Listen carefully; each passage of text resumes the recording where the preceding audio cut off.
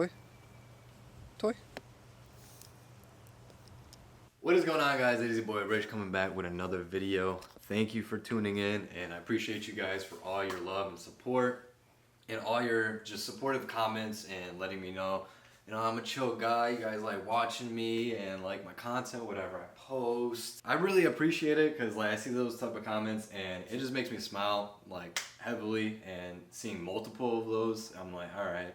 So it must be true, you know? So I'm just real thankful for you guys just supporting, and whatever I post, no matter what the TSX content is or whatever it may be, you guys still supporting and watching because you guys just like me and my personality and stuff. So thankful for you guys and making this possible and keep doing what I love and just motivate me to just keep posting videos of whatever it may be, good or bad, because you guys learn from it, learn from my mistakes, and hopefully it doesn't happen to you. You might get into some sort of situation that I have, and I have the videos to help you for it. All I'm saying is thank you guys so much for supporting.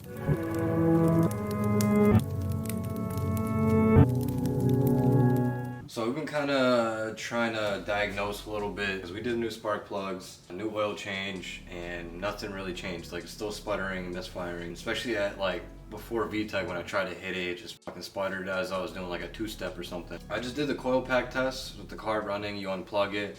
If it, you know, changes, then obviously the coil pack is, you know, working good because, you know, it's functioning and it made a change. If it doesn't, then, you know, it's dead. All four made a change in the idle, so those are good. I'm thinking maybe I need to upgrade my fuel injectors because they're just running heavy. You could really hear it. They're like ticking, clicking. Maybe they're even clogged up because they were sitting for 7 to 8 months, just, you know, from CT to Florida and not running, and probably, you know, gas sitting in them, and so it probably clogged shit up. And when I was looking at them, they did look, you know, just burnt and just brown and, you know, old. I either go RDX injectors, which is 410cc, or 550cc injectors. I still have to figure it out and see who has what and potentially purchase them. I'm thankful it's at least not the coil packs because that's less money to be spent, because your boy's been spending a lot of money. Yesterday was like a $500 day, which is crazy. You know, the tune was $325. I had to buy new oil. I had to buy spark plugs. I had to buy actual oil 2 times. I bought oil yesterday morning, right before the dyno tune, then again right after. So yeah, it's been crazy. It kind of sucks, but this is what it is. I'm trying to make this car proper, 100%, but I'll be showing you guys the real deal of kind of everything I go through. The oil situation, it didn't seem to really burn. I'm getting oil level now, but it's still kind of weird. It was in between the levels it was supposed to be, which is just kind of weird because I drained out only 2 quarts. I added 5. The previous oil change, I added like 6.5 quarts of oil, and that was fine. The one previously, I got 4 quarts of oil out, put like 6.5 before the dyno, made sure it was all good. 200-mile round trip, come back home, and there was like no oil level. Drain it, there's 2 quarts. No idea where it disappeared to. I don't know how it's leaking that much, or if it is, because I don't know where it would be, because you'd see moisture, a puddle, like, you know, 4 quarts of oil, that's gonna go somewhere. Like, I don't understand what the fuck is going on.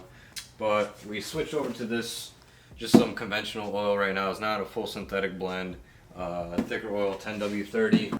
I don't know, with the heat in Florida, because we were in CT previously, maybe it's a little different, and we're gonna try something, you know, different. So far it seems like it's been doing good and not burning like crazy or something, but I only went on a 10-mile drive and the car was still misfiring and smoking quite a bit.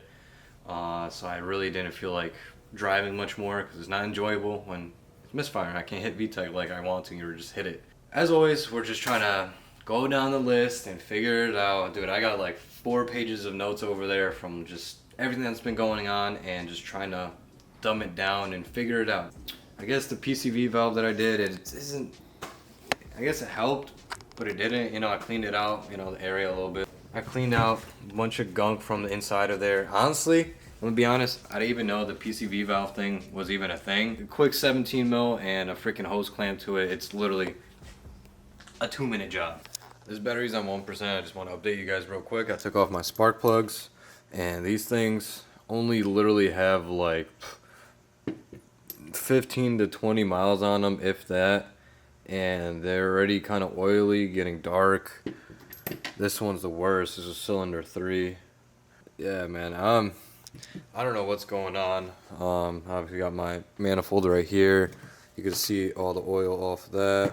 Yeah, right now I'm gonna take off my fuel rail and just take off my injectors and shit like that, and just kind of keep looking, inspecting, and break it down because there's things I might have to change. Don't you guys hate that feeling when your body sneeze is building up, and right when it feels like it's about to go, it just starts letting off? Today is kind of like a little holiday, a Polish holiday, if you guys know. I don't know exactly what it's called, or whatever. It's like a Pączki holiday where you just get your little greasy fingers all greased up on Polish donuts.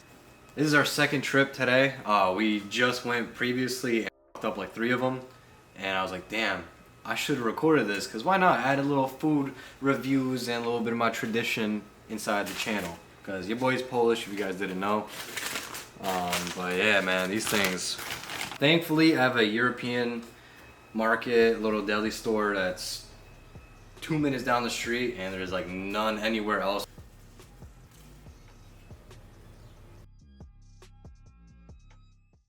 We gotta get this thing back together. I wanna get it back together and do a compression test just to kind of get an ease of mind. We got some new parts we were waiting for, that's why it's all apart, and I was just checking things. Because, pretty sure I mentioned in another video, you guys watched it, we had one cracked fuel injector. I found that cracked fuel injector, so I was like, alright, we just gotta change that. I knew at some point we gotta upgrade it. Was kind of running rough OEM, and they were sitting for a while, and I just knew we had to do it. So we got these RDX injectors from Heel Toe. That's the part number right here. I'll probably leave this down below too. These are the extension plugs from the harness to the fuel injectors. Instead of buying the Scion TC Toyota plugs or whatever that you have to repin, I didn't feel like doing that. I'd rather do that than do all this repinning stuff and the extra time. That being said, that's today's video. We got to get it together and possibly do a compression test. Got to rent the tool from AutoZone or something, and just go from there, man. Hoping for the best, and we got to get back on the road because we always find better outcomes.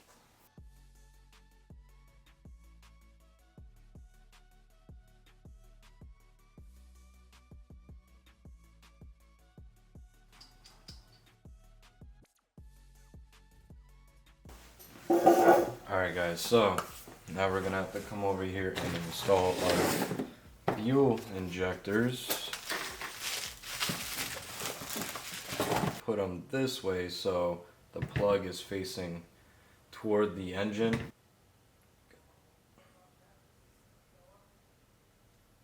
just kind of have to wiggle your way into it. I mean, this is my first time ever installing fuel injectors and stuff, so I ain't no professional. If I fuck up on something, you guys could correct me. I could always learn. I'm all for learning.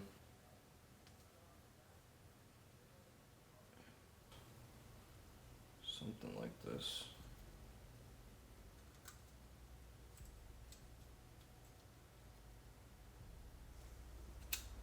Just like that, I assume. So we're gonna get these bad boys up in here.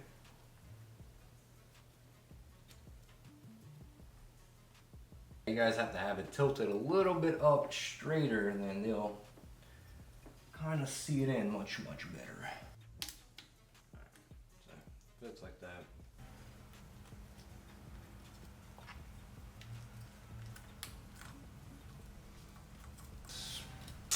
I don't know, it kind of looks like shit, but that's what we're working with right now. Oh, fuck. I have so much anxiety and like antsiness today. I don't know why. My chest is just thumping. I'm racing, fucking shaking.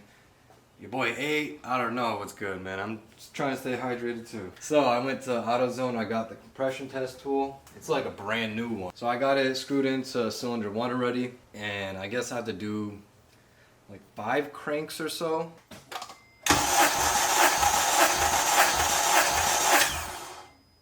So it seems like we're kind of getting readings across the board, except I haven't done number 4 yet.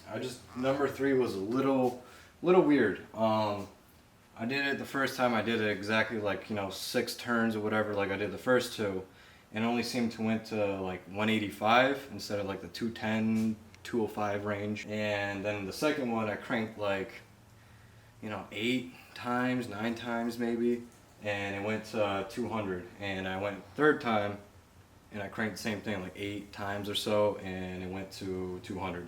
So I'm a little confused, stumped. Just did the first test on 4, and I did like 6 cranks or so, and we left off at 230. I don't know what the difference if you do a dry test like this and a wet test where you drop a little bit of oil in it, which it brings the compression up, I think. Don't quote me on that, but I think that's what it is. Then that's the case, then there might be a bunch of oil up in the cylinders, and that's why this compression is higher on 4. Alright y'all, so I did round 2 of the compression test. I completely forgot to record because this is like later on in the day. We went out, did things, ate some dinner. I had to put the gas pedal down while I'm cranking it. Shout out to Laura for, double checking that for me. I didn't do it, did it this time, and I got better readings. Across the board, it kind of made more sense. So instead of, like the 200, 210, 200, and then like the 230, now we're at cylinder 1, 230, cylinder 2, 220, cylinder 3, 220, and cylinder 4, 240. That is a lot more solid numbers across the board. It has compression. Rings should be good and all that because it has the compression. Kind of going through the next steps of the procedure that I talked to Barry and his engineer buddies told me to go through. This procedure with oil changes and whatnot with a thicker oil should solve the problem of the oil smoking and just disappearing a little bit. Now this time there is this Castrol 10W30 in it.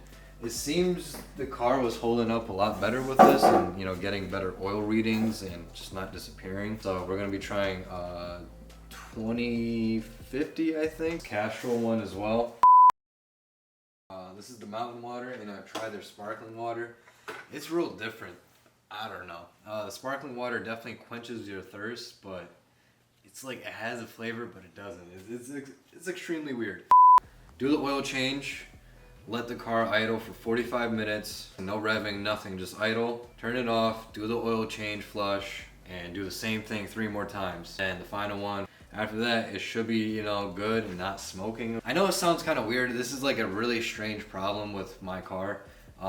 Seems to be like that all the time. New shit happens to my car that people haven't seen before, and this happened numerous of times. The TSXs, man, I've been going through it, but we are figuring it out. The compression test kind of reads out pretty good. Not big fluctuation, just kind of, 20 PSI difference. Yeah, it's not like, 140 or 170 like the blown motor that I bought. So compression's there, the rings seem to be good, so we just move on to the next steps. Alright guys, so I kind of forgot to update you guys with everything that I did yesterday. Drove for like 15 minutes or so. I did a 10-minute data log with Honda. I don't know if that's gonna even tell me anything. It's nice to data log just to try to learn something new. We're dealing with the same shit basically. 4,000 to 5,000 RPMs. When I try to step on it, it kind of just like sputters and misfires like it's hitting 2-step, and it just doesn't want to go really. And it just seems kind of stuck around that point. But it goes further in RPMs, but you have to gradually really do it slowly. But if you try to step on it, it just starts sputtering under load. So it's a really weird issue, and under D-cell, I get a lot of white smoke still. I did the compression test, as you guys seen, twice. There's good compression. It's not like 140 or 130 in a cylinder or something. No, they're all above 180, 200 type of thing. So the rings seem to be good. The injectors are new. Misfire still happening. Really kind of stumped on what's going on. I didn't drive enough to really see if I got any oil consumption issues, I don't think. I'll take off my headers and see if I feel any oil, there's any wet oil on the runners. And maybe that'll be an indication saying bad valve seals. Even though those are new, Super Tech ones, new parts could also be defective, unfortunately. Like things happen, We buy aftermarket parts like axles, power steering pumps, alternators, starters, sometimes you put it in and this shit is defective, it doesn't even work off rip. So maybe that's the case, I don't know, because that's weird how much white smoke is coming out and everything's new, the compression's good. Yeah, I just want to update you guys. I didn't record nothing yesterday because I kind of forgot, and I was just in the zone of seeing what's good, then kind of upset that, shit's the same thing and we're kind of learning of what the fuck's going on with the car. So yeah, right now I'm about to take off my headers to check the runners and I don't know, go from there. So Peace. Work around the clock, my engineer getting paid off. Rock like Ace up, like the weed and take off. So high I cannot see.